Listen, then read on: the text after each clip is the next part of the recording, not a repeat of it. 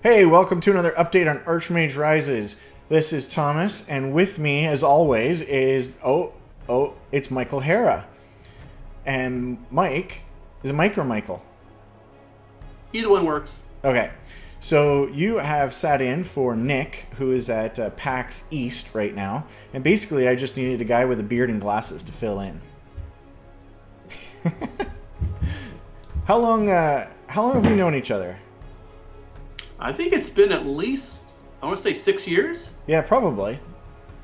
Yeah. And you've been following Archmage kind of all this time. I've been a fan of Archmage since you started. That's right. Before it went public or anything. Yeah. And so you live close to Portland? No. No, I live north of Seattle. Okay, right. Clearly, we've been great friends for the last 6 years. I don't even know where you live. But you did just move. I did just move. That is true.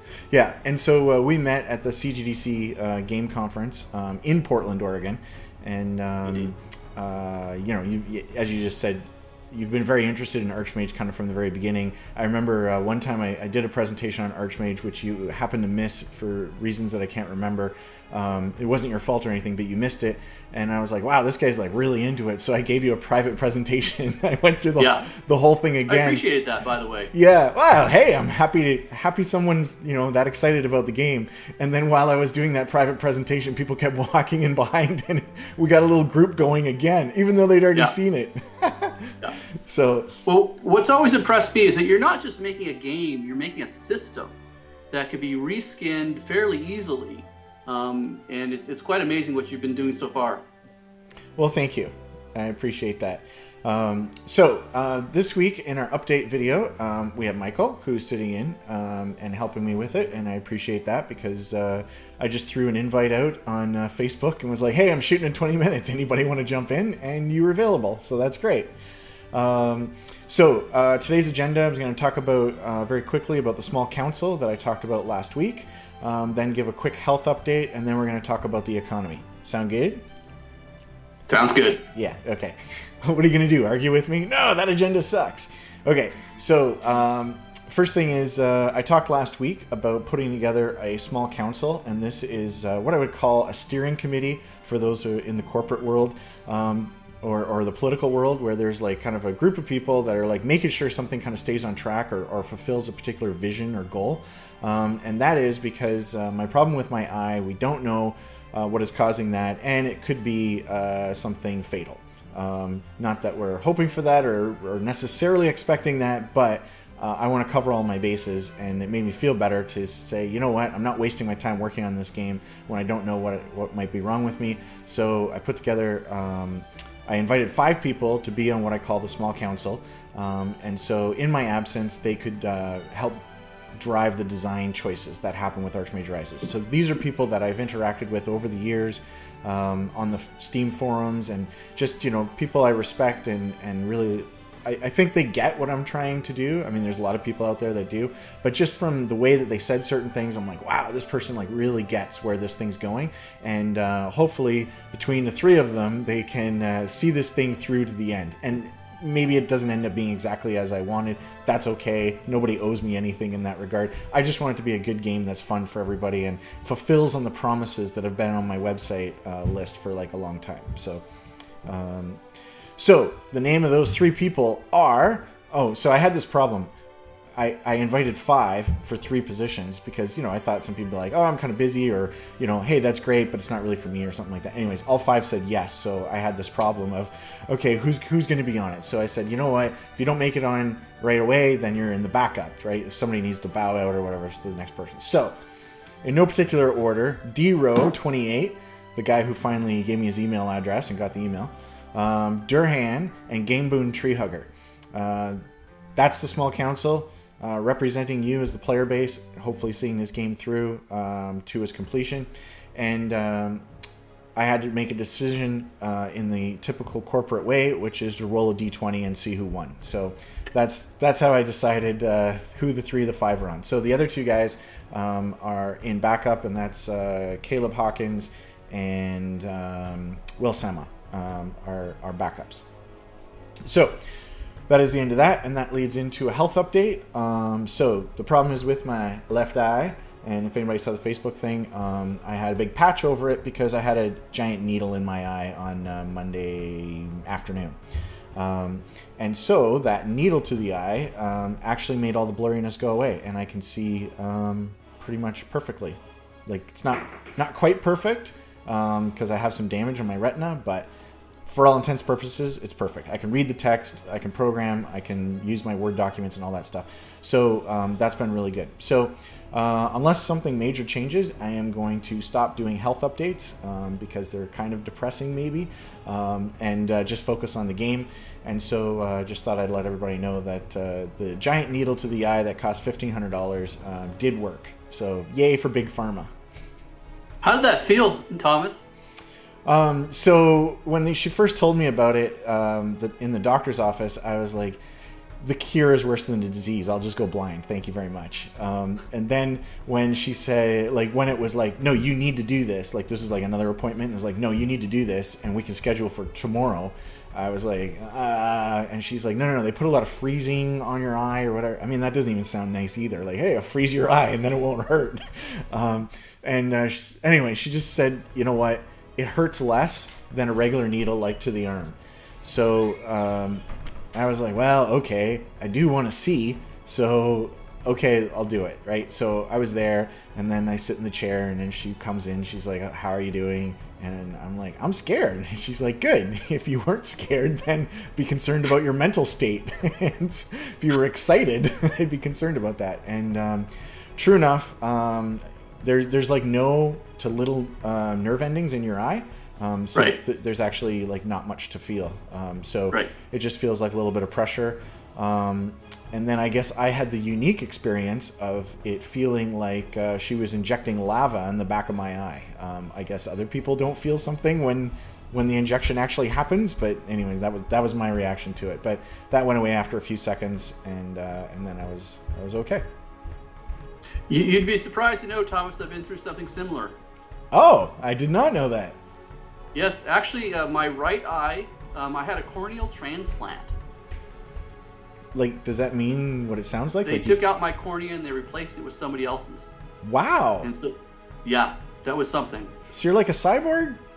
No, not exactly. Well, before that, I couldn't see the big E on the chart, so... Wow, okay. Yeah. And so how long ago was that? That was like about 15 years ago. Wow. And like, what was the recovery time on that? Oh, it took about a couple of months. That was it. Wow.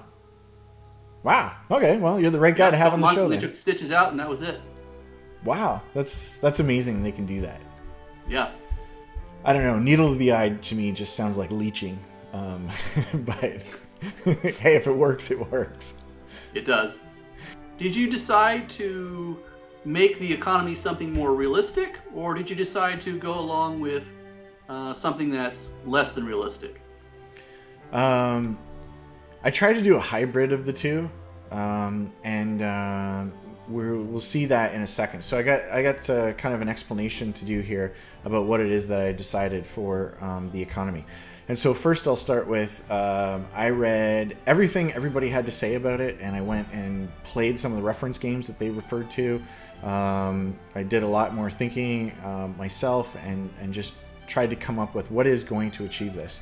And we'll see kind of what I went through for that. There was a lot of whiteboarding. So if you've ever seen, in those movies, like a math movie or something like Beautiful Mind or whatever, they will have these scenes where you see them like writing on the board and then all of a sudden just like scratch the whole thing out and then like start again. That was basically most of my week, was just coming up with all that.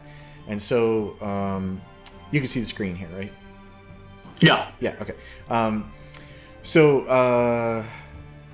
So I'm going to kind of talk through what I landed on. And so this particular picture is one I've had for a long time because this is how I kind of laid out what I call the medieval economy of Archmage Rises. And I'm not going to go into any detail on this. It just shows what I call producers, like this weaver here, for example. Produces textiles, and then where those textiles are consumed. And so the shipwright over here gets it, the docks can sell it, the tailor uses it, and that's true for all of them. So I mapped out all of the items or item categories, and just made sure that there were enough producers and consumers that everything should kind of work out okay. So moving past that, I wanted to approach this in what I call a holistic fashion. And so some of the previous work that I had done on the game, I was too focused on just one particular town and just them being really autonomous, and not thinking of what an economy really is, which is like a giant web of things that are all interconnected and such, right? So you don't have, for instance, a car factory in every single city in the US or something, right? It's like they put it down in one place or maybe several places, and that's it, right? Everybody else just kind of imports from that one place. And so when I was thinking about this is kind of the way that I started thinking about it. It was like, okay, so we have these different towns, and one guy posted on Steam about he used the names Craftsville and Resourceville, so that's what I've kind of done here. So imagine that you have this place kind of set up. It doesn't matter how geographically far these things are, but you have these towns, and they're connected by roads. So Grainville, Meadowville, and Lumberville are connected to Craftsville, but Lumberville is connected kind of through Meadowville. So the flow of stuff would be Lumberville is sending lumber to Meadowville and also to Craftsville. And for some reason, Grainville doesn't need any, so whatever, it doesn't come, right? And Meadowville is also sending it to Craftsville, but not necessarily sending it to Lumberville. So the towns have different needs for what they want, and then different towns have different things that they're producing. And so what we see here is with Craftsville is that they have kind of the highest needs of resources, and so those things are flowing that way. And so the way that I've designed it now is that the traders will, from Craftsville, go out on buying missions, and when they go out on those buying missions, they won't just go one town out, which is how I had it designed previously. They will simply go as far as necessary to get what they need. So if they're in Craftsville and they need lumber, they will go all the way to Lumberville, however far that is. And then based on some more discussion on Steam's, they go there, and then they buy the stuff, and then they travel it back. And so when they're traveling back along these roads is when I'm doing the checks to see, are they encountering the player? Are they encountering bandits? Are they encountering goblins? Like, those kinds of things are happening as they travel their way back. The reason that I am only doing it from the way back is I think it provides me a couple of performance improvements. One of them is I don't have to do the pathfinding both ways, so that actually cuts pathfinding in half. And so in a game where you're simulating hundreds to thousands of people, cutting pathfinding in half is like a big win. It also speeds up the time. So it's kind of a weird thing that in this game, I'm trying to simulate actual people, like one person that gets married and has a baby and gets hungry and goes out for a drink, and like those kinds of individual actions. But at the same time, I'm also trying to simulate towns. And so in order to address kind of the performance problems of the simulator, I just reduce the number of people in a town to like a very small number. So a small town might have 10, 15, 20 people in it. A large town might have 100, maybe pushing it to 125 or something like that. The thing is about doing that is that if you have a 1-to-1 ratio of people to jobs, then if a town needs things from 5 different towns, essentially they would need 5 traders. And if some of the towns are really far away, they might even need 6 or 7 traders. And then trading ends up becoming the single largest employment in the whole town, and it just like gets kind of silly. And so by doing the teleportation, I'm able to reduce the number of traders and still get the effects of trading from multiple towns with only like 2 or 3 people. And then it doesn't look ridiculous. Like, hey, the town only has 5 guards and it has 15 traders or something like that. So does that kind of make sense? Yeah, I think it makes sense. Okay. How does this actually work if there was to be a problem? So if we were to have bandits that were somewhere on the road between Lumberville and Meadowville, this bandit would impact the traders coming from Lumberville back to Meadowville, but also would impact the traders going back to Craftsville. So what would happen is you would see a lumber shortage happening in both these towns. And I think that's what, based on what everybody was saying on Steam, like that is what they were looking for. Was that kind of cause and effect. And so this doesn't have to be a bandit. It could be something else. It could be like snow fills in the place and people can't get through. It could be the player casting blizzard on that place and then the people can't get through. It could be the player just stopping everybody as they come by and killing them so they can't get through. And so this should give the cause and effect that people are looking for. Any questions or anything? No, that makes sense. Okay, so now thinking about towns. So what I've decided is with the towns, they start with what I call a stockpile and what I call a town center, and I'll explain what those are in a second. And those are my kids dropping things on my head, and 4 building slots. And I'll also talk about what those building slots are in a second. The towns have economic states, and that's important because it gives the player a feeling like, how good are things here? And it also helps me simulate the town as well, as to know like, oh, it's in a destitute state, or it's in a booming state, or there's a couple gradations in between it. And then the next thing is I have this new concept of economy points.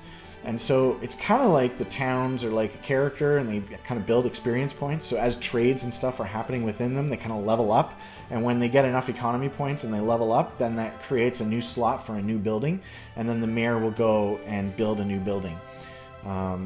And then the final thing is that a town will have a specific list of imports and exports based on the buildings and jobs that are present in that town. So if there's a weaponsmith in the town, he puts it onto the town to say, hey, we need to import metal. I mean, if there isn't a mine already there, he'll say, hey, we need metal. And then that makes it real quick and easy for the player. Like when they go and they mouse over the towns on the map, they'll be able to see what they import and what they export. And also makes it easy for the simulator because I've made this like really simple short list, and I don't have to keep looping through all of the buildings to figure out what people are looking for. So those are the things I've decided for the towns.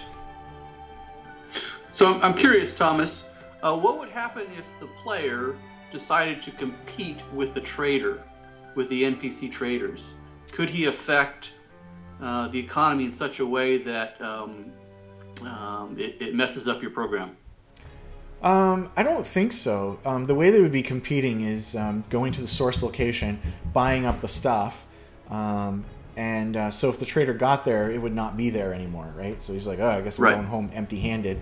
And then the player would arrive and sell, and then the place would be filled up. And so I'll get to it on the stockpile, but when the stockpile gets below 50%, that's when they send out a trader in order to go and start filling it up again. So it gets below 50%, player shows up and fills it up again. Now they're at 80%, then they won't send a trader out anymore. So basically they've kind of made that trader useless, or at least that aspect of the trade useless. Like maybe he doesn't have to go to Lumberville anymore. It's like, okay, fine, I don't need to go to Lumberville. Now I can go to Grainville, or now I can go to this other place. And if the trader doesn't have anywhere to go, like for any particular need, like, hey, we got everything we need, then he just does what I would call a mundane trade just between two towns, and they just both gain economy points. So that way there's still something kind of humming along in the background. Can a player buy a business? So if it wants to buy a metalsmith business or something like that, can a player do that? I really want to do that, and I probably will, but for now I've cut that feature from the game of like owning the businesses, just to get the game done. Right. I know that's not going to be a make or break thing about, getting the game done, but there's like a lot of little features like that I've just had to say, that's not the most important thing, so I'm just going to put that later. My hope is that Archmage Rises is wildly successful on Steam, and I sell a whole bunch of copies, and I just keep making updates, and I just keep making updates for free and putting it out there. And so like that would be an example of something that was on my original design doc, and then I just pushed it off and said, yeah, maybe I'll do that later. It's good that you're limiting scope. That's good. On a game with a gigantic scope, yes, I've managed to trim 3 or 4 things off the list. Okay, so the town center. so the concept of a town center was really necessary because it creates what I call here stability for the economy. So one of the problems I was having before was the economy was just so fragile. One of the reasons that I haven't released Build 11 is because the economy was just too fragile. One little thing would go wrong and the whole thing was messed up and nobody would ever get any of the resources that they needed. And so people on the forums were saying, like, in real life, if there's a shortage of metal, people will just go and start melting things down, right? It may not be the best metal, but at least it's some metal. And so I was like, yeah, that makes a lot of sense. So the town center kind of is that it's an abstraction. So when you asked earlier about, like, hey, are you doing like some cheating, some hand waving stuff? The answer now is, yeah, a little bit. And so the town center kind of represents that, but I don't think anybody would be really too concerned about this. So it generates a certain amount of food, not very much, just enough to support 10 people, some wood, some metal, some stone, and whatever else I find that I need it to do to keep the economy running for the long term. Because having one little hiccup in one place and then suddenly 3 towns go barren because everybody loses their jobs and goes starving, and then because they're starving, they move to a new town, and so everybody ends up living in one town. Like, this is the kind of ridiculous stuff that is happening. So this creates stability in it, and now those big cataclysmic things won't happen. It will still be possible for that to happen. It's just a lot has to go wrong for that to happen instead of a little bit to go wrong and have that happen. And I guess that's probably the best way I can describe the problems that I've had so far with Build 11 and the work that I'm doing to try and fix it. Makes sense. Okay. Okay, so the next thing is the buildings. There's nothing really new about this, but the buildings, they're the ones that create the jobs that the citizens then take. And there is actually, behind the scenes, I don't know if anybody cares about this, but it actually does look at the skill level of the people in the town, and it hires people based on the best skills.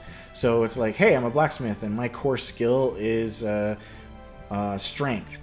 And then it'll look for somebody who's unemployed that has the best strength and then put them in the job. And so the idea being that people end up, scholars are the kind of, smart people that are interested in books and stuff, and blacksmiths are the strong people, and like it should like kind of make sense. So the thing about buildings and this is again kind of a bit of a challenge of having small numbers and doing things, I guess what I call one-to-one, having one person who is like, hey, this is your blacksmith right here. Here he is standing in front of you, as opposed to generic blacksmiths.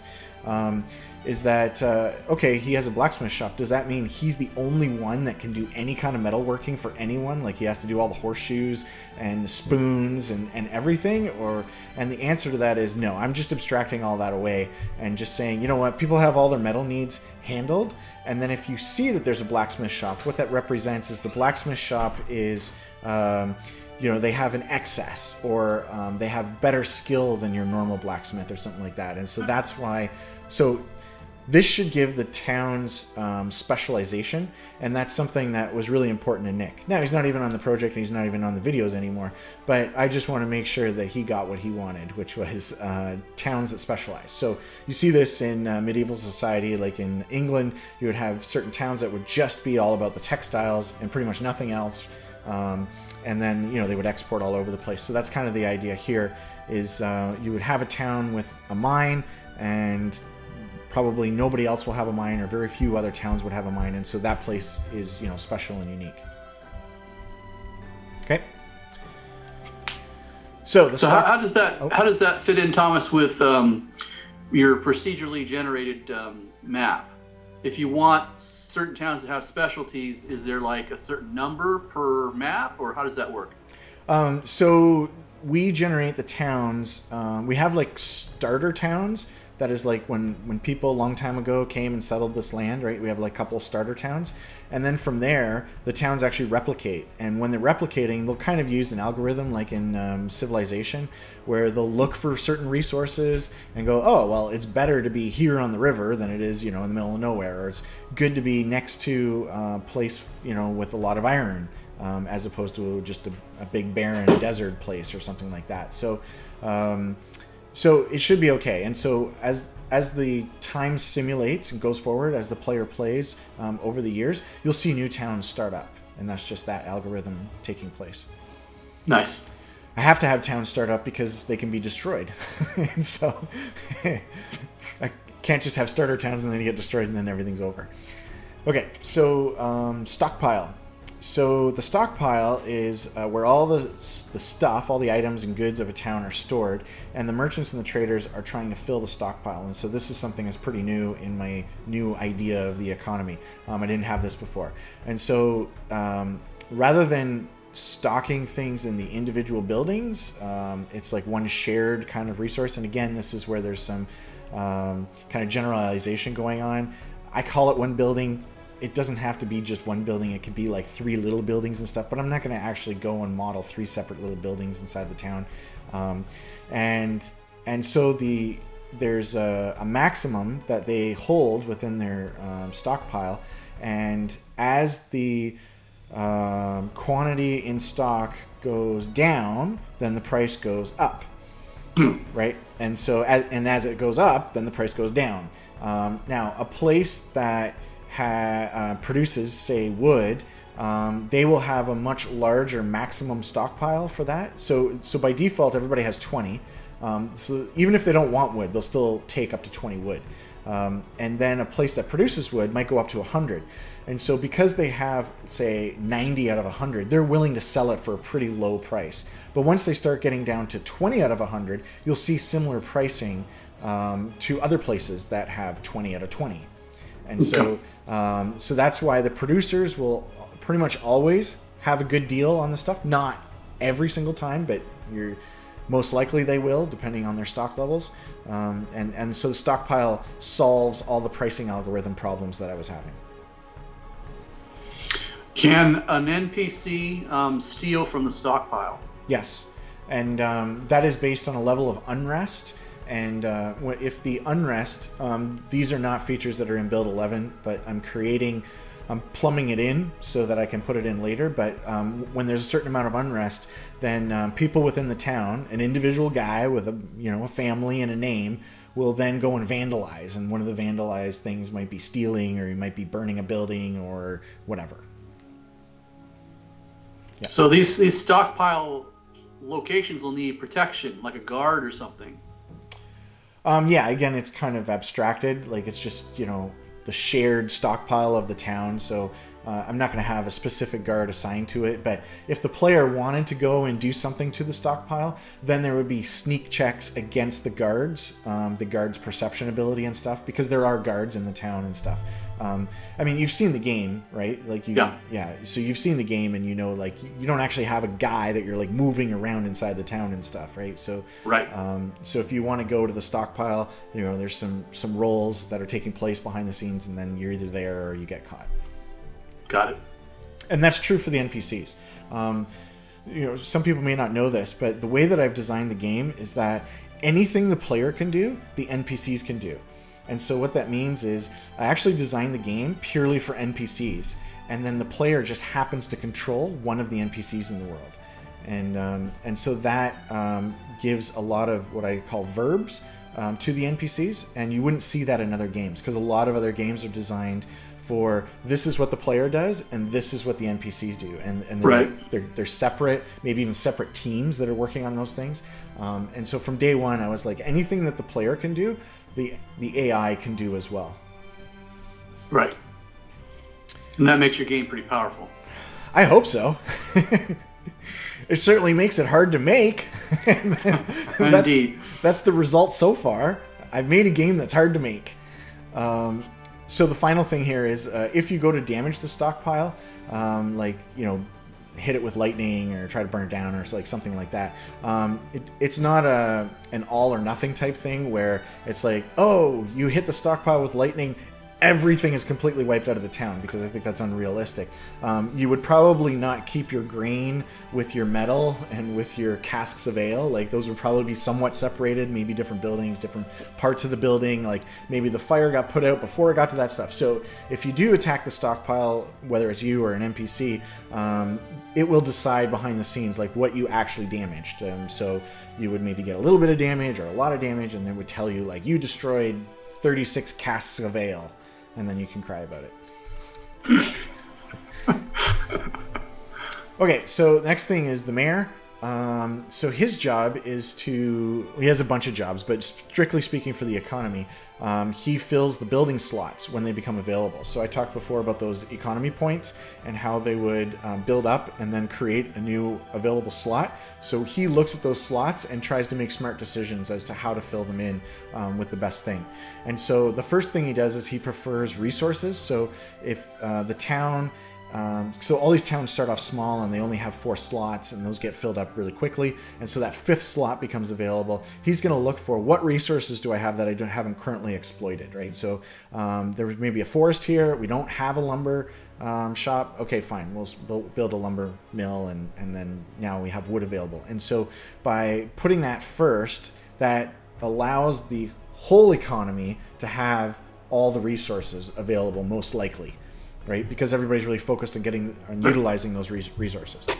So the second thing is, if he's utilized all his resources, so if he has, say, 3 forests around his hex, and he's already utilized one of them, well, he doesn't need a second and a third one.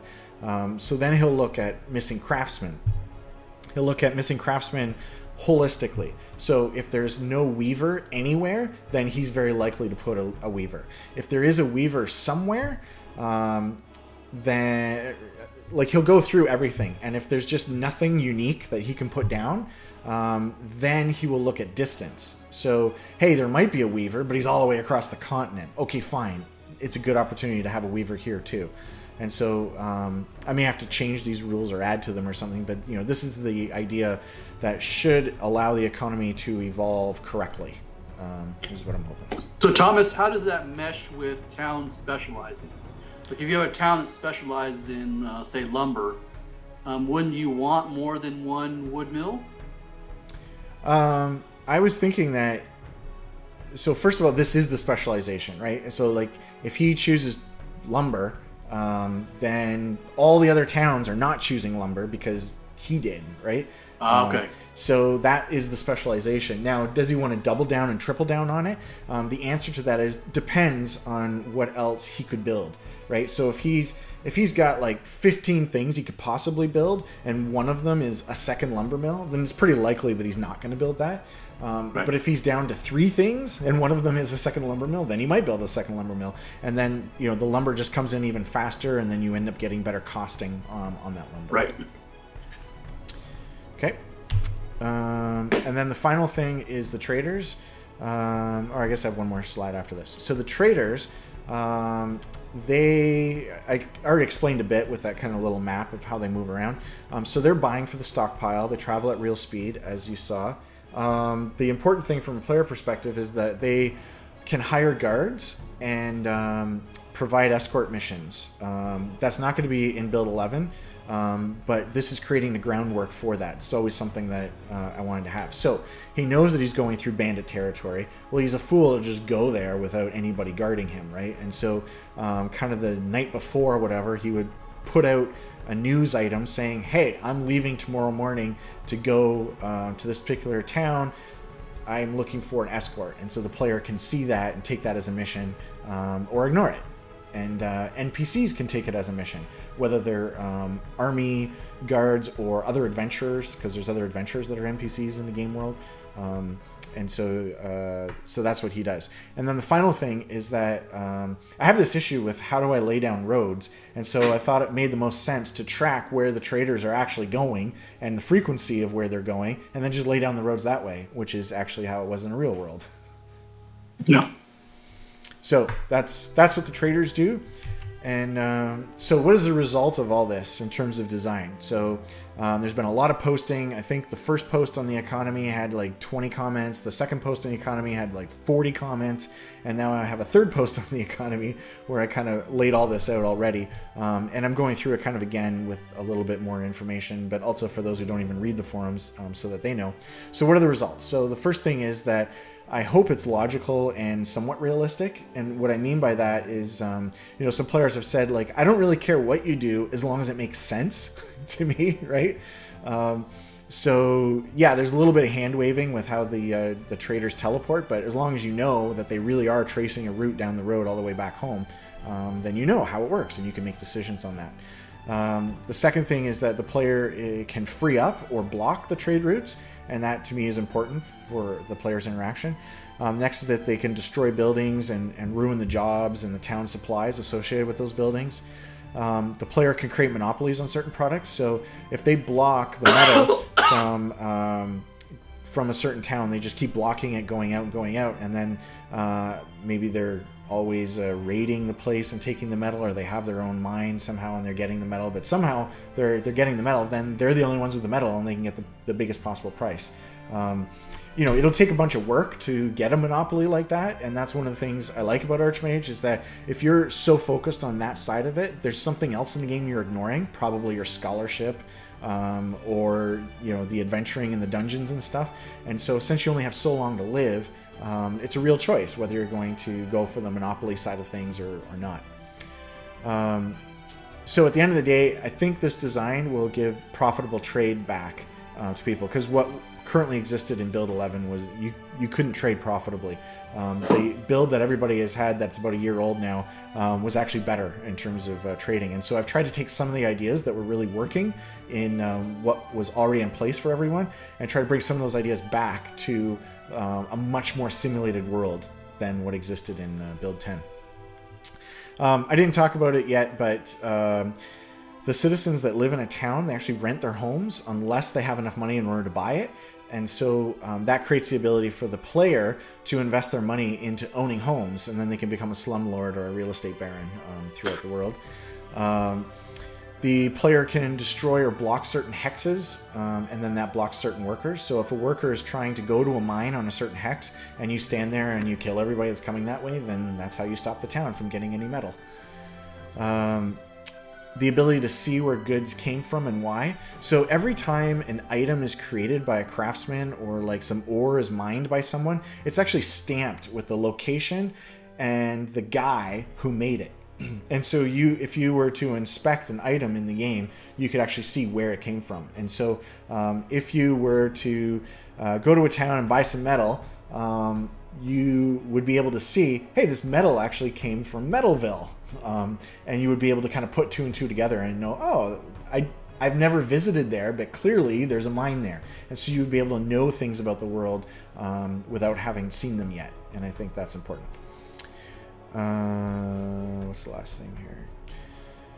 Oh, yeah, helping the poor and downtrodden. So I didn't talk about it yet, but the people that when they work at their jobs, meaning that like the weaponsmith has metal available, then he works his job and he gets his wage. If there is no metal available, then he doesn't work his job and he doesn't get his wage.